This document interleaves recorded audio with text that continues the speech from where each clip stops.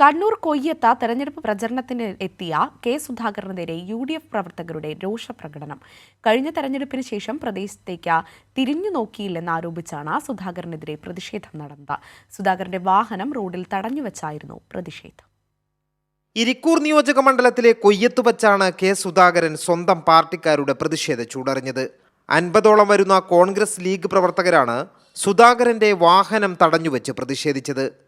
കഴിഞ്ഞ തെരഞ്ഞെടുപ്പിന് ശേഷം സുധാകരൻ പ്രദേശത്തേക്ക് തിരിഞ്ഞു നോക്കിയില്ലെന്ന് ആരോപിച്ചായിരുന്നു പ്രതിഷേധം.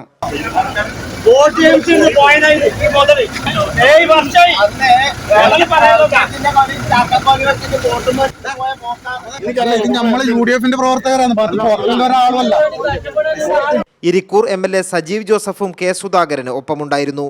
പ്രാദേശിക നേതാക്കൾ ഏറെ പണിപ്പെട്ടാണ് പ്രതിഷേധക്കാരെ അനുനയിപ്പിച്ചത്. പിന്നാലെയാണ് കെ സുധാകരന്റെ വാഹനം കടന്നുപോകാൻ അനുവദിച്ചത്. കഴിഞ്ഞ തിരഞ്ഞെടുപ്പിൽ വിജയിച്ചതിന് ശേഷം നന്ദി പറയാൻ പോലും മലയോര മേഖലയിലേക്ക് പോയില്ല എന്ന വ്യാപക പരാതിയാണ് കെ സുധാകരനെതിരെ ഉയരുന്നത്. കൈരളി ന്യൂസ്, കണ്ണൂർ.